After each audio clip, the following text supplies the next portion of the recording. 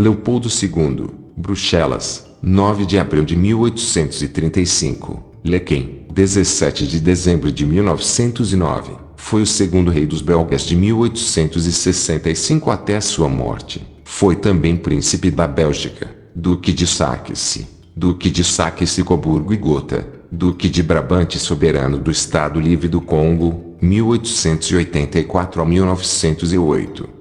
O que passa pela sua cabeça quando você pensa na Bélgica? Chocolates deliciosos, cervejas de qualidade? Pois, se não fosse pelos recentes acontecimentos relacionados com o terrorismo na Europa, ninguém associaria essa pequena e pitoresca nação a eventos sangrentos e desumanos. No entanto, no auge do imperialismo do velho continente na África, um monarca belga tocou o terror em suas colônias, especialmente no Congo. O nome desse cara do mal era Leopoldo II e, de acordo com Richard Stockton, do portal Elvates Intestine, no quesito crueldade e perversidade, seus feitos são equiparáveis ou até piores do que os de ditadores brutais como Adolf Hitler e Joseph Stalin. Leopoldo II nasceu em 1835 e subiu ao trono em 1865, já casado com uma princesa austríaca, Maria Henriqueta. Durante os primeiros anos de seu reinado, o monarca governou o país de maneira eficiente e comedida,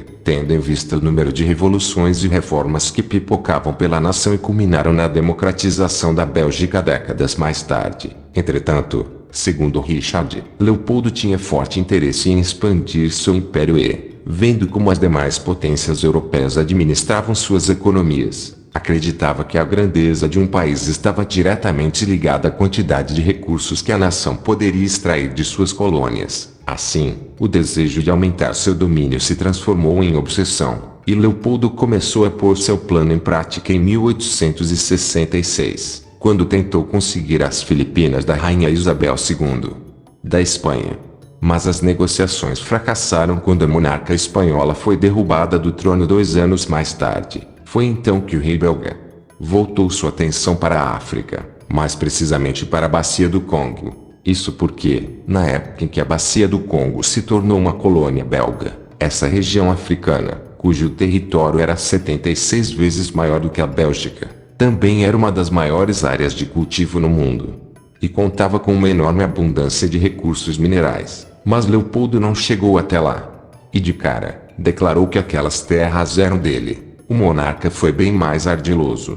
État, independente, do Congo. Leopoldo começou criando a Associação Internacional Africana em 1876, com o suposto propósito de enviar ajuda humanitária à África para catequizar os nativos e industrializar as diferentes nações. Entretanto, o real objetivo do monarca articuloso era reunir recursos e organizar a exploração do continente, e ele acabou se aliando a 2 exploradores, Henry Morton Stanley e David Livingstone, para dar início à empreitada. A dupla foi responsável por abrir caminho pela selva congolesa para a chegada dos homens de Leopoldo, e o monarca nomeou a região de État, independente, do Congo, Estado Livre do Congo. Por volta de 1885, a área foi reconhecida oficialmente pelo Congresso de Berlim.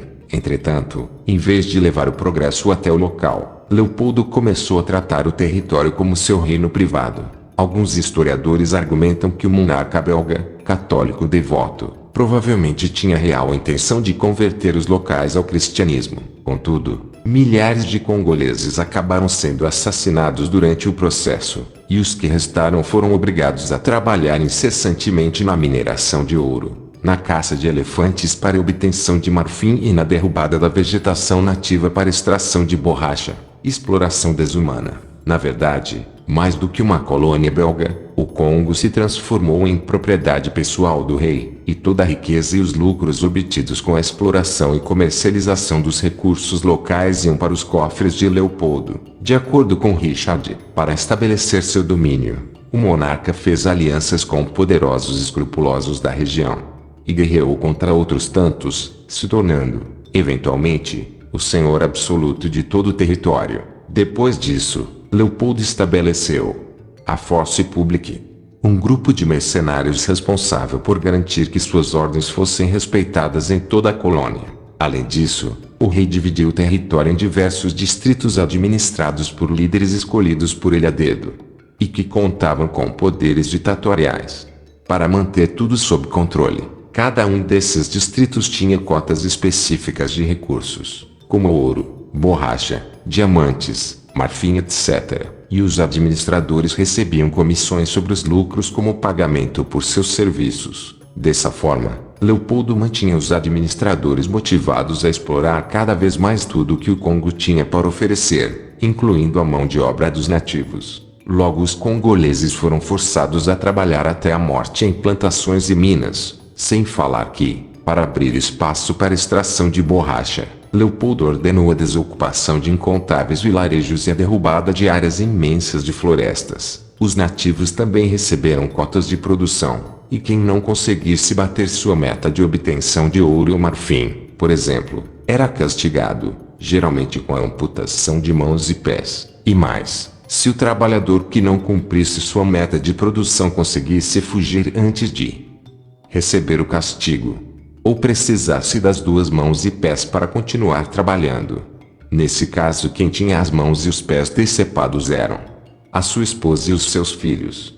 Crueldade. Ninguém sabe dizer ao certo qual era a população do Estado Livre do Congo, que no comando desse ditador não tinha nada de livre. Quando ele foi estabelecido em 1885, as estimativas apontam que cerca de 20 milhões de pessoas viviam por lá. Um censo realizado em 1924 indicou que a região contava com 10 milhões de habitantes, o que significa que metade da população local provavelmente perdeu a vida durante a colonização belga, com Leopoldo como responsável direto e indireto. Com o tempo, as histórias sobre as barbaridades cometidas contra os congoleses começaram a se espalhar pelo mundo e, em 1908, Leopoldo foi forçado a ceder sua propriedade privada ao governo belga. Diversas reformas foram conduzidas, e o Estado Livre do Congo foi rebatizado de Congo Belga. Além disso, o sistema de cotas de produção foi modificado, e o assassinato arbitrário de congoleses passou a ser tecnicamente proibido.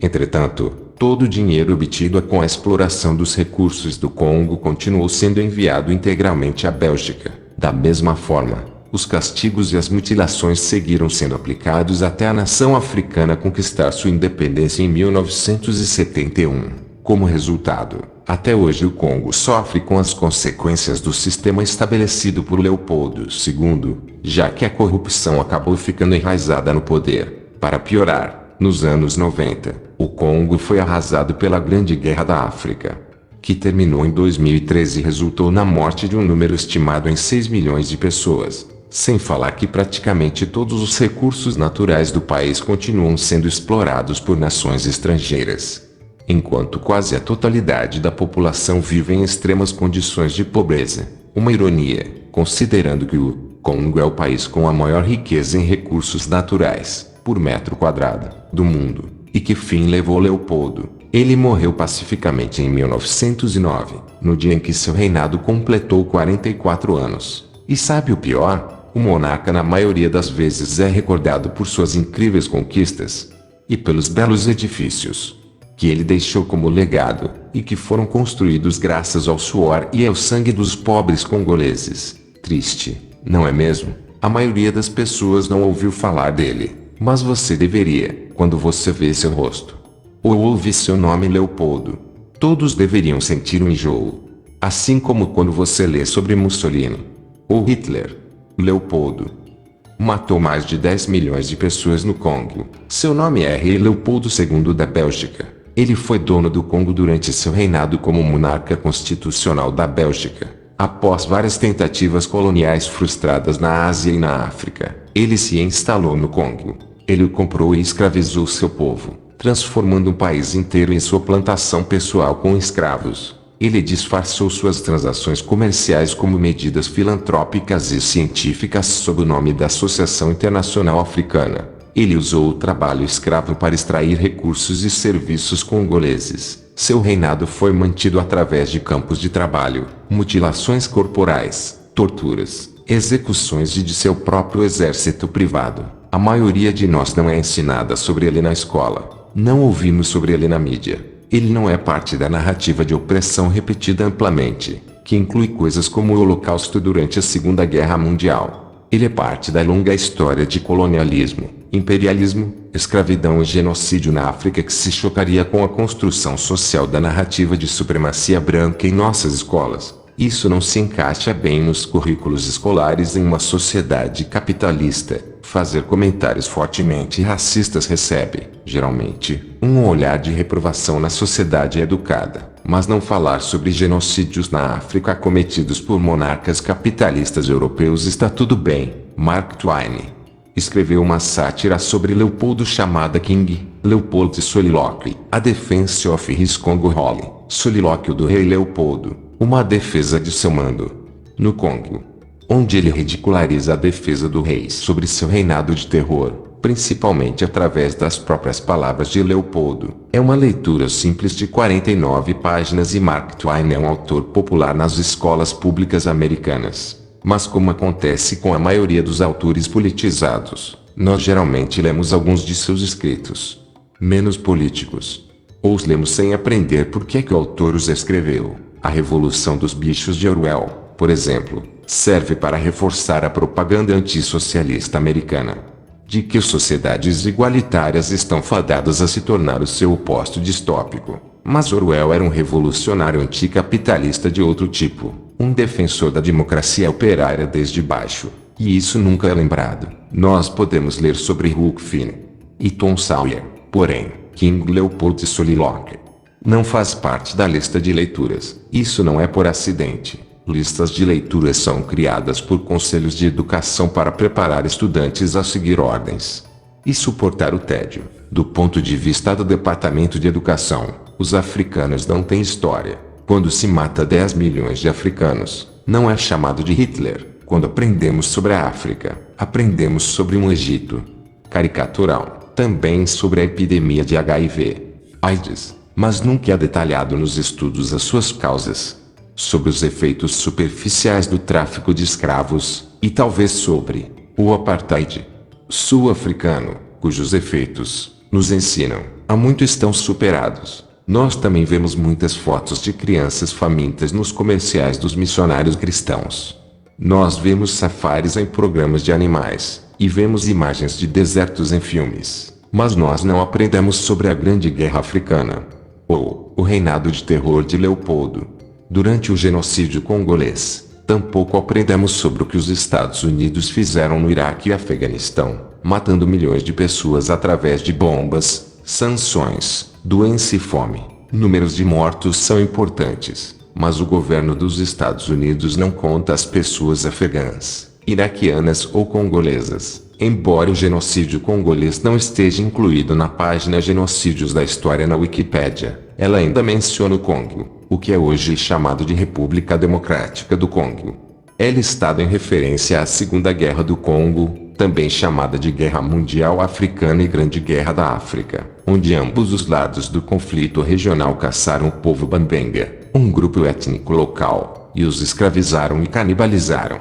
Canibalismo e escravidão são malhas terríveis, que certamente devem entrar para a história, mas eu não pude deixar de pensar sobre que interesses foram atendidos quando a única menção ao Congo na página era em referência a incidentes regionais, onde uma pequena minoria das pessoas na África estava comendo umas às outras, completamente desprovida das condições que criaram o conflito, e das pessoas e instituições que são responsáveis por essas condições. Histórias que sustentam a narrativa de supremacia branca sobre a inumanidade das pessoas da África são permitidas a entrar nos registros históricos. O homem branco que transformou o Congo em sua plantação pessoal, campo de concentração e ministério cristão, matando de 10 a 15 milhões de pessoas congolesas no processo, não entra na seleção. Assim sendo, história de genocídio muitas vezes são contadas como se fosse uma tragédia política, como no Brasil, quando Lula e Dilma promoveram o maior roubo da história mundial em um país, deixando morrer milhões de pessoas no Brasil, por não receber os recursos necessários de um povo que pagou um imposto injusto e surreal tentando sobreviver. Porém, só recebiam os restos que era dado como esmola para o povo brasileiro. Esse tipo de atitude corrupta do governo do PT, no Brasil, levou à morte milhões de pessoas inocentes, e tem que ser lembrado para sempre. como exemplo de como matar milhões de pessoas indiretamente. Consciente ou não, é claro que todas as desgraças de corrupção no Brasil começou depois do regime militar, com o Fernando Henrique Cardoso, que preparou o Lula para saquear o Brasil, e o Lula preparou a Dilma. E se o sistema de corrupção tivesse conseguido matar Jair Bolsonaro, o Brasil com certeza iria padecer na corrupção, trazendo a escravidão para os brasileiros que sobreviveram à desgraça da corrupção maior, orquestrada por Lula e Dilma. Sabe, quando você mata 10 milhões de africanos, você não é chamado de Hitler, isto é, seu nome não passa a simbolizar a encarnação viva do mal. Seu nome e sua imagem não produzem medo, ódio ou remorso. Não se fala sobre suas vítimas e seu nome não é lembrado. Leopoldo foi apenas uma das milhares de coisas que ajudaram a construir a supremacia branca, tanto como uma narrativa ideológica quanto como uma realidade material. Eu não pretendo dizer que ele foi a fonte de todo o mal no Congo. Ele teve generais, soldados rasos e gerentes que fizeram sua vontade e reforçaram suas leis. Ele era a cabeça de um sistema, mas isso não nega a necessidade de falar sobre os indivíduos que são simbólicos do sistema. Mas nós nem mesmo chegamos a isso, e como isso não é mencionado, o que o capitalismo fez à África e todo o privilégio que as pessoas brancas ricas receberam do genocídio congolês, permanecem escondidos. As vítimas do imperialismo, como costuma acontecer, são invisibilizadas. O que algumas pessoas acham desta história repugnante. Enquanto na Idade Média europeus tinham sérios problemas de salubridade, os africanos e seus vários reinos, Império da Ghana, Aksum, Mali, Songhai, Zimbábue e outros, durante séculos antes da colonização até século XV e XVI, eles tinham melhores condições que a Europa, mundo medieval europeu com saneamento básico deprimente causando várias epidemias de cólera, peste bubônica, varíola entre outras. O que seria da Europa na antiguidade? Sem África com os egípcios, celeiro do mundo antigo, Cartago, reino da Numídia etc. Doutrinados são esses sem noção, supremacistas, obtusos, pois são normalmente endogâmicos, que queimam livros, e se negam a ler, e conhecer aquilo que não é eurocêntrico.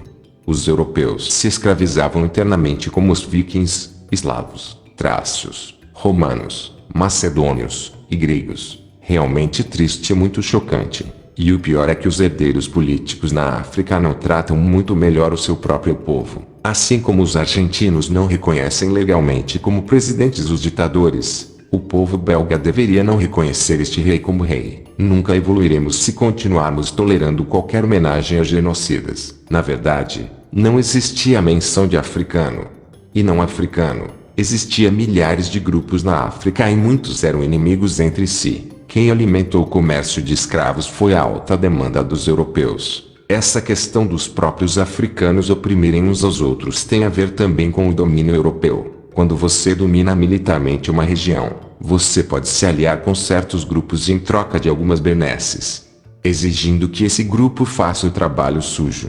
Isso aconteceu em diversos locais. Os capos que cuidavam dos campos de concentração de Hitler, alguns para se safarem, também eram judeus. As pessoas, quando pressionadas e ameaçadas, agem da pior maneira possível. Fica bem claro que países mais ricos em recursos naturais são os mais sofridos, devido à ganância das pessoas em extrair tudo que for possível. Não seria novidade alguma se o Brasil um dia chegasse a uma pobreza extrema, devido à forma que governantes corruptos vêm administrando o país.